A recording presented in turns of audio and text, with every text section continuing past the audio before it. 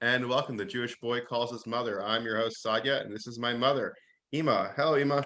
Hello, my little sweetie pie. Nom, nom, nom, nom, nom. Oh, so mushy.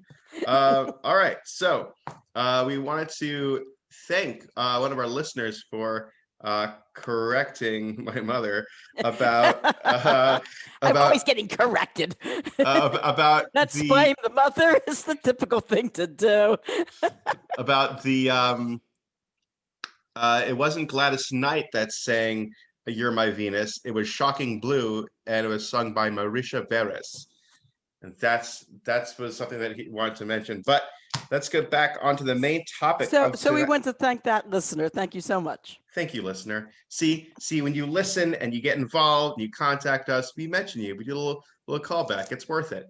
Um, so our main topic for tonight is inventions that actually either flopped or basically became obsolete from when I would say back, we're going to say from 1950s to the 1990s, but the 50s to the 90s. So we'll take it from the top from maybe inventions from when my mother was a young child. Anything that comes to mind, you would say that it first came out back in the 50s, like, oh, this was the thing, this was the newest, I would say almost like a fad, but you felt like it wasn't a fad. It was this is the future. And then like over Tran- time, the transistor radio. You could actually walk around. This was battery powered. It was small. You held it in your hand. You could walk around and listen to music any place, anytime. In fact, there was a very famous song from 1960 called Transistor Sister, da-da-da, Transistor Sister. Listen to her radio, about this boy who has a sister who she's constantly walking around with her transistor radio, constantly listening to music. And that's basically what the song was about. well, I mean, I think it's funny because it just that invention evolved. That evolved into the Walkman, that evolved into the CD player, which evolved into MP3 player, which evolved into like streaming sites.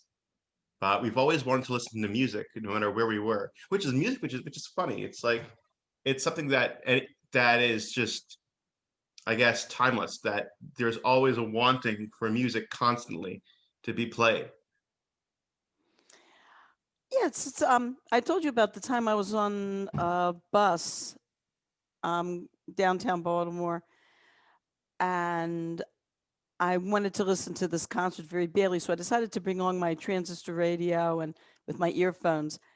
And sitting on the bus, listening to this beautiful concert, watching people walking on and off the bus, gave it like a whole surreal existence. It was almost like being in a movie and with the incidental music playing in the background. Yeah, I've seen some vines of people, walking around or doing whatever daily things, and somebody has music playing in the background, and the music like just hits the mark every single time, and these people are unaware and they're just doing their job or doing their work or singing or dancing or whatnot. Um, it's just because it's just music is just the one of the ways to the soul where it moves you. Um, but we're getting distracted. So Mhm. what Great other inventions. inventions, I Oh yeah. guess? Okay. Well, I was telling you. I'm trying to think what else. Then there was the mm, well, we had the stereos. The big stereos with the speakers. We had I remember when the whole concept of stereophonic music was being introduced. The way that they introduced it was Perry Como was a famous singer at the time, and he had his own variety show. And the way that that stereophonic music was introduced to the public was they did a simulcast at the same time that he did his television show. He told the television audience to go to their kitchens. In those days, everybody had a kitchen radio. The radios, for some reason, the radios were in the kitchen and stayed there. This is during the 1950s. Later on, people had radios all over their house, but in the 1950s, the main radio was in the kitchen. So he told everybody to go to their kitchens and turn on their kitchen radios. And he told them what station, what frequency. And sure enough, it was his program being broadcasted on the radio. And he says, now, if you sit in your living rooms while you're watching my program, you're going to hear my program at the same time on your kitchen radio. And this is stereo. Actually, the Germans, I was listening to an old concert that was recorded of, I think, Beethoven's Fifth Symphony or something. It was recorded in 1945, Berlin Philharmonic. And the broadcaster was saying that in this old recording that it was the Germans were experimenting with stereophonic sound. And if you'll listen to this recording, it has almost like a type of shimmery echo effect, because they were the ones actually that actually started stereophonic sound. What was interesting too about this recording is he said, you're going to hear something it's going to sound like static. He says, this recording was made during a bombing raid as the Allies were coming into Berlin. And all that static is not static. It's the sound of bombs exploding. Whoa, that is intense. Yeah. That's wait, isn't there like some kind of concert that like plays like supposed to have like cannons in the background or something? That was Tchaikovsky's 1812 Overture. Oh yeah, that was a very famous recording. That recording was made when I was in junior high school, and it was one of the most popular recordings ever of Tchaikovsky's 1812 Overture. Not only was recording amazing, but they had a whole section that was, of course, it was done on a big it was on a 33 RP, album. And what's the RP album? The 35, it's a record, bit that was the big records that were played on the high fidelity turntables. And one side of the record, of course, was the 1812 Overture. The other side was a whole documentary of what they went through to record it. This was the first recording of Tchaikovsky's 1812 Overture where they wanted to use a real canon. And they wanted to use real bells at the end. And the way that they did it was that there was a canon on the campus, I think it was of Harvard University, and it was still a canon that could be used. So they fired off this canon. They made a recording on a tape recorder of this canon being fired. And what the percussionist had to do was every time, instead of playing, like hitting the timpani, that's the kettle drum, the big kettle drum, to simulate the sound of a cannon. Instead, the percussionist would press the button on the tape recorder so that the sound of the cannon would go off. Sounds kind of cheap, actually. Yeah, but that was state of the art for the time. And the way, and also they did the same thing for the chimes. They recorded there. I think also on Harvard campus, there were these chimes that went off like on every hour from this bell tower that they had there. So they recorded the sound of the chimes going off, and they said they had to record it many times because one of the times that they tried to record it, you could actually hear this one student was walking through the pathway there and whistling, and you could hear the student whistle while they're trying to record the chimes. That's awesome. And another time, somebody else was walking through, you could hear their footsteps. So they had to try to record it at a time that nobody was around there so they could get the exact sound. And the same thing for the chimes. The percussionist turned on the tape recorder, and then you had the sound of the chimes going off, being amplified. So that's what I was expecting. Like actually, they wheeled a cannon into the facility. I mean, the acoustics would be terrible; it would blow everyone's ears off. But it'd be totally worth it. Where just 1 second, be able to go ahead and just have that one cannon, or maybe have an outdoor concert and then just bring the cannons there. Well, I know Baltimore Symphony for a number of years, very recently, just like now. They will give a concert at Oregon Ridge, and while the while the fireworks for 4th of July, while the fireworks are going off, they'll play Tchaikovsky's 1812 Overture while the Ah, fireworks are going off. Well, what happened was the Quaker Oats people took that famous recording and they used it in their commercial, because the whole idea of Quaker Oats, when I was a kid, Quaker Oats had this very famous commercial. What they would do is they would have a cannon and they would say, and Quaker Oats is going to shoot their oatmeal right into your bowl. And they would have a picture of a cannon going off and Quaker Oats like going through the cannon. That's when I was a little kid. I remember my mother putting me in a high chair with oh a bowl of wow. chicken soup. I was really young. I was in a high chair. I must have been like 3 years. I was about maybe 2 or 3 years old, but I do remember that commercial of the it was during a television program where the television host said, brought on this, like, this picture of this big can and say, and Quaker Oats was their sponsor. He said, now Quaker Oats is going to shoot their Quaker Oats right into your bowl. And you see the cannon go off, you see the Quaker Oats go off. And me being 3 years old, I looked in my bowl and all I saw was chicken soup and rice. Oh, I did you're not confused. I did not see, I was looking for the Quaker Oats. It was supposed to be in my bowl. Oh, that's funny. That's a really cute story. So, were there any fads, I guess, that you were growing up that like, or any Oh, like, talk about fads. My gosh. yeah, The hula hoop, mini skirt. Um, that's still around. then they had, for a while, they had what was it? These, I'm trying to think, they were these, I think they were British naval hats that somehow hit the market and became all the fad. And I wanted to buy one. I think I was in junior high school at the time. And so I bought one. And after I bought one, I was walking around the store and I see this kid my age, a girl, coming up the aisle, and she's wearing one. And we look at each other, we start to laugh. And then we see 2 other kids wearing the same hat coming from other directions. And we all just look at each other and start laughing. It's like, and we didn't know each other. We're all strangers. It's like 4 kids all in the same place, all wearing this British naval hat. That's funny. Were there any like toy? Like I remember as a kid growing up and playing with Gak. Gak was like this weird slime that actually I found out later on was named after heroin, but the guy who invented it thought it would be funny to name it that. But I mean, Gak was like a silly putty almost. I think I remember that kind of well. In fact, I think I remember peeling it off the walls after you kids played with it. Or, Yeah, no, excuse me, the ceiling. everywhere, just Yeah. everywhere.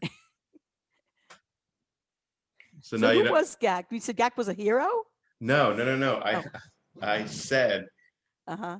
I said Gak it was based off of, I think, Nickelodeon started it, but the creator of it, who called it Gak, knew that Gak is a street word for heroin. Oak. Oh, yeah, yeah. Yeah, Yeah, and he just did it because he thought it was funny. Um, but that's what it was. And that's what it was. I found out about this like I think last year. I was just skimming through those like BuzzFeed stuff. Like, did you know? Um, things. But what weirdest fads I would say would you remember? I remember the twiggy eyes, girls taking eye makeup and making their eyes like twiggy with those big, those little, putting these little lines around their eyes. Because that's Eyeliner? Twiggy, the Twiggy the model. What she did was, she had, I guess it was like I don't know how she did it, but she had these teeny little lines going all along the bottom of her eye. That was her like mark and trade as a model. And I remember girls wanting to mimic that. But one of the inventions, we're talking about inventions, one of the inventions I was telling you about was when I was in my senior year of high school. The music students were invited to come and tour the Peabody Conservatory. And Peabody Conservatory had a small department of electronic music. Electronic music was just starting at the time. And there was this girl, this young woman getting her master's degree in, of course, in voice. And this was her hobby. And she was working with what was the very, very beginnings of the synthesizer. Now, today, it was called the synthesizer at the time. Today, we have our electric keyboards, and all our electric keyboards have tone banks, and sound effects and all sorts of any type of sound you want, you can get from your electric keyboard. But what people don't know is when this technology first started, was in its infancy, what it looked like was you had a keyboard, electric keyboard, and then you had a panel that rose up from the keyboard vertically that was full of all these electric circuits. She had to manually connect each circuit. Then when she turned it on, it had this hum. And the hum was, of course, that it was on. And then from there, she could go and experiment and try all sorts of sounds with it. The only problem was that it only lasted for maybe 10 minutes and then died off. And then she had to reconnect the circuits. Oof. I also want to go into friends, like people I know who were going into computer programming at the time. And that was, we sit down at our computers now and we just, we type in whatever, whatever we want, go on Google, we can get with them for any information we want. In those days, computer programming involved a language called Cobalt. And you actually had to be schooled in that particular type of computer language. It was very difficult. You sat at what looked like a typewriter, you typed out these cards, and then there was only one computer for class. So you had to wait with everybody else in the class to be able to put your program into the computer to see if it worked. And if you typed one little smidgen out of place, or one dot where there should have been a space, or a little comma where there should have been a dot, your whole program wouldn't work. And you spent hours wasted and had to go back and redo the whole thing. Well, that's kind of how code works nowadays. When you're writing code, you got to have everything exact. If one little line's off, one little dash is off, the whole code doesn't work. What's code? Oh, okay. All right. We're talking to the technologically impaired. We don't. Okay. I'm going to give you the Webster's Dictionary version of it, because if I had to explain it to you, it's just the system of words or letters or figures or other symbols substitute for other words, letters, etc. for just in order to write a program. It's like if you're trying to write, for instance, how does Facebook work, right? Well, it's a whole program, and the whole program is written by code. That's how code works. I'm not. You have to write it up yourself. I mean, you can't just go into a website and they have it already for you. We're talking about the people who invented Facebook, Oh. We're talking about the people who invented it, or if you're going to invent your own app or do your own thing, or if you want to create a website, not a website, but if you're trying to do something with computers and you're trying to get more into the inner software work, you have to know code, and it's about commands and telling, what you're trying to tell the computer what to do. Oh yeah, and another good invention. You just jolted my memory. Was the battery powered tape recorder. Now, when I was a little girl during the 50s, tape recorders were big. Were these big things. They were about the size of, I'm trying to think. Oh gosh, I'm trying to think how I could describe how big they were. They had to be maybe about I would say like about a foot and a half by a foot and a half. And they had these big reels, and you had to take the tape of these big reels, and you actually had to manually string the tape through the mechanism and into the next reel, and put it in the next reel, and turn the next reel to get it going a little bit. Then they came out with the battery-powered cassette players. Now, the tape was small. It was in this little, like, it was in this little plastic container. And all you had to do was put the plastic container in the tape recorder, shut down the top, and press a button. And it was battery powered, and it was the size of it was maybe 6 inches by, I would say, like 1 foot by 6 inches by 1 foot, maybe.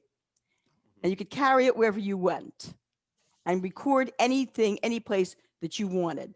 So there were college students. I did this a couple times for Yom Tovim when I couldn't be in class.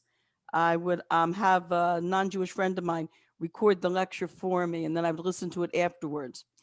So there was a joke when this thing came out that our 6th grade teacher told us about. This student decides, instead of going to class, he decides he's just going to set up his battery-powered cassette recorder, and he just presses the on button and leaves and goes off and does something else and comes back, maybe 20 minutes later and picks it up, or half an hour later, whatever, and then just, leaves with it. So the student next to him feels that this is a really good idea, and he decides to do it. And of course, it goes like a chain reaction. Then one day the professor walks into class, and instead of seeing people there, he sees a whole room full of cassette recorders. So he says, aha. He says, okay, they can do this. I can do this too. So instead of coming to class and lecturing, he would simply record his lectures, and he would bring in his little, battery-powered cassette tape recorder and just put it on and walk out of the room. So the conclusion, as our teacher told us, was nobody came to class. Yeah, and it's great. People were able to learn without being distracted or like, I don't know, because to be honest, I'm studying right now for my exams, and there's a lecture that there's like a group lectures that people have that I can find on YouTube, and I can listen to the lecture, and I can listen to it whenever I want, however long I can. I can pause it, I can rewind it.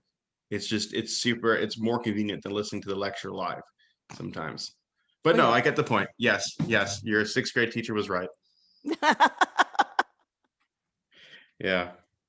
So besides maybe there is something to be said about real human interaction.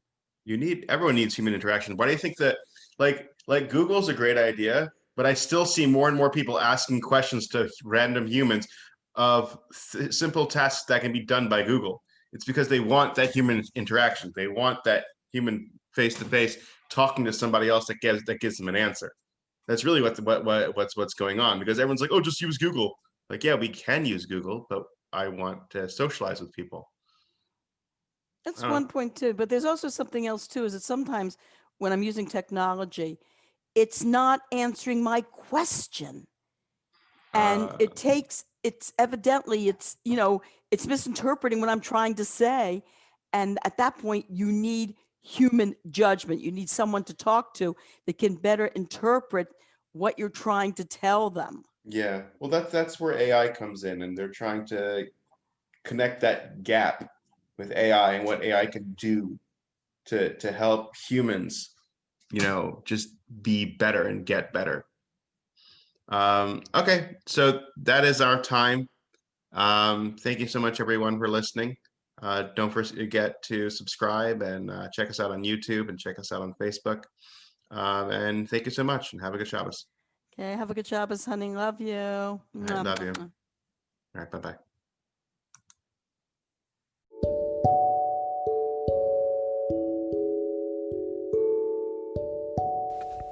Thank you for listening to Jewish Boy Calls His Mother. Please like and share, and find us on Facebook at Jewish Boy Calls His Mother Podcast. We are looking forward to hearing from you.